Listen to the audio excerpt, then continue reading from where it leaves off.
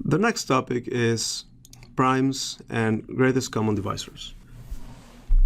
The first definition is about prime numbers. So a prime number is such that it's an integer and is greater than or equal than 2, and it is divisible by itself. Remember the definition of divisibility? So the number is divisible by itself and 1. Nothing else. If a number is not prime, then it's called composite. So what does it mean that the number is prime? It means that when you apply the divisibility algorithm that we talked about before, the division algorithm, then you have that the remainder is 0, and the quotient is the only quotients you can find are itself and number 1. Okay. The integer n is composite if and only if there's an integer a that divides n. And a is between 1 and n. So just let me go back. By saying that a is between 1 and n, we were already saying that a cannot be equal to n, right? And a cannot be equal to 1. Okay. The fundamental theorem of arithmetic, it says that any integer greater than 1 is divisible by a prime. Furthermore, this number can be expressed as the multiplication of primes. Okay? So these primes are called the factors of that number.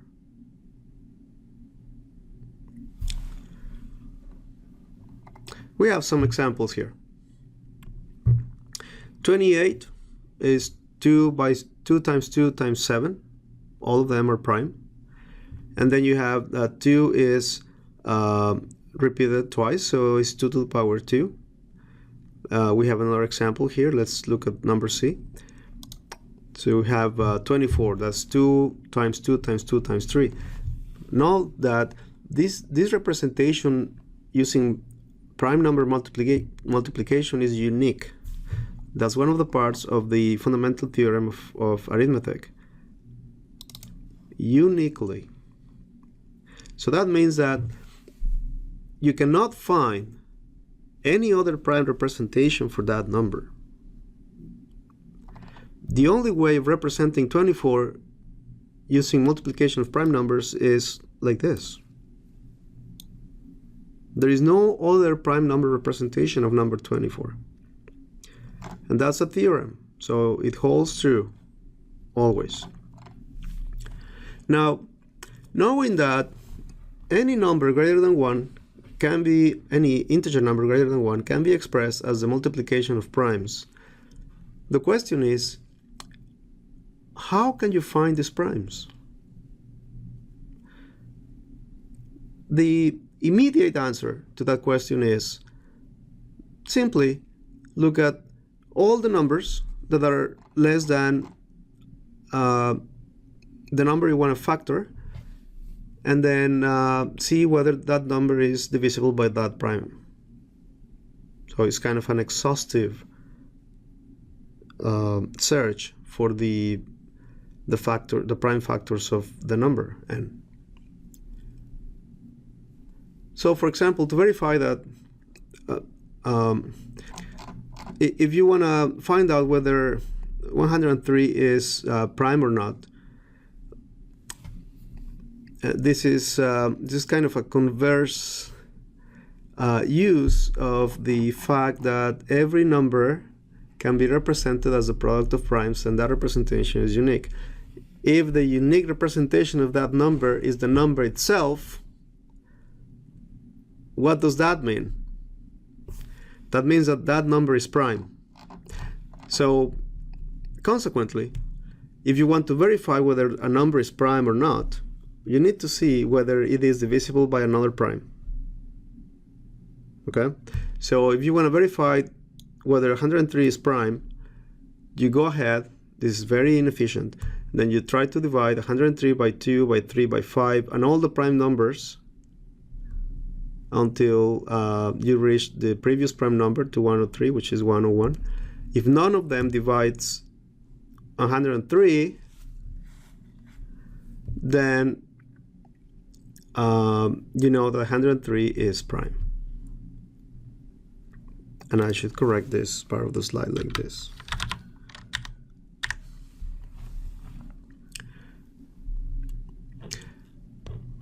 However, going through the whole set of numbers sounds like a very demanding task, especially if you're talking about very large numbers. In cryptography, for example, to give you an idea, you need to be able to handle numbers that are very, very big.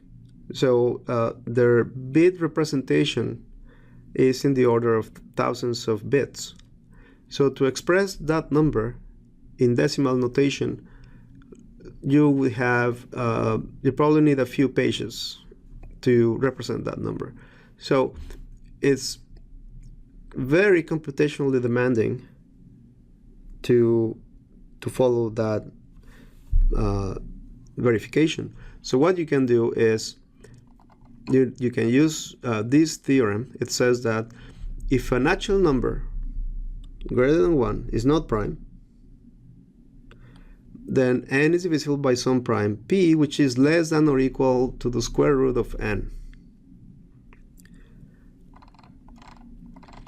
Using that theorem, we can verify that 103 is prime by only checking 2, 3, 5, and 7, because 7 is less than or equal to the square root of 103.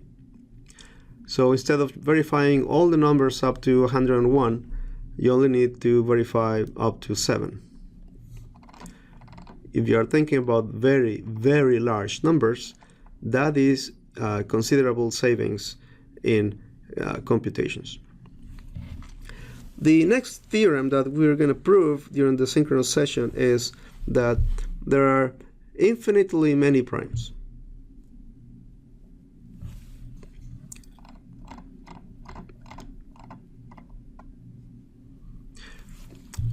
Well, whether we know there are infinitely many primes, but verifying whether a number is prime or not is a very complex problem.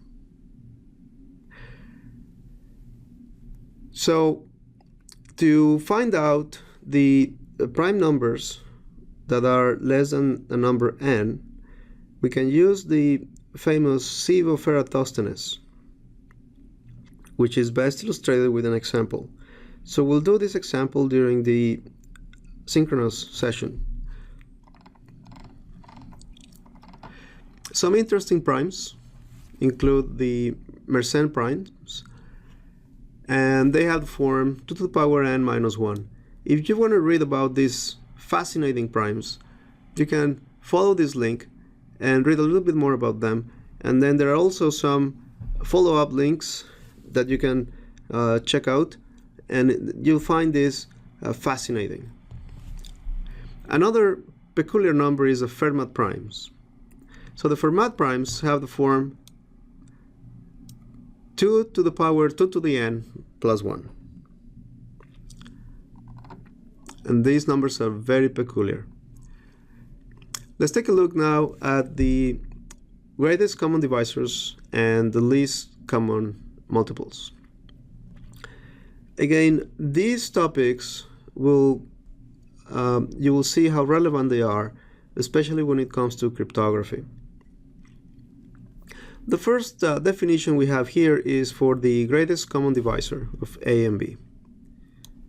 So the greatest common divisor, as the name suggests, is the greatest integer which divides both B and A. The notation used is GCD and then A and B in between brackets. We have some examples here. So 6 is the greatest number that divides both minus 18 and 12. and so on.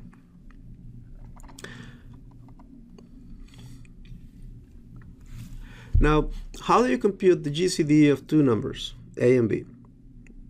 Well, we have the Euclidean algorithm, which is very well known, is an efficient algorithm that will compute the GCD of two numbers in a very elegant way. We have the algorithm here, and then we have the notation here for a pseudocode. So we have the name of the algorithm is GCD, and then we have the input to the algorithm. So we have A and B, and those two arguments are positive integers. So none of them is 0 if they are 1 or greater than 1. So this algorithm exploits the fact that the GCD of A and B is equal to the GCD of B and R, where R is the remainder of dividing A by B. By exploiting that fact, the algorithm continues until it meets the stop condition that y is different than 0. At that point, the GCD of A and B is the value that you have under variable x. By performing a couple of exercises, we will understand in much greater detail this algorithm, and we'll do that during the synchronous session. The next concept we have is the relatively prime numbers. So two numbers are relatively prime if their GCD is equal to 1.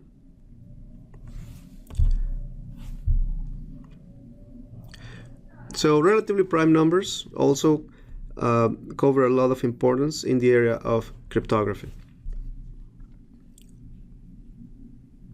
We have the concept of pairwise relatively prime. So this relates to a number of numbers. So it doesn't only involve two numbers, it involves a list of numbers. And then if they are, we say that they are pairwise relatively prime if for every pair their GCD is equal to 1. Then we have the concept of least common multiple, and it's kind of the opposite of the GCD. In this case is the smallest number, which is a multiple of both A and B. To compute the LCM, we can do that as a function of the GCD. So to compute the LCM, we need to divide the absolute value of the product of A and B and divide that by the GCD of A and B. We'll do an exercise during the synchronous version of the course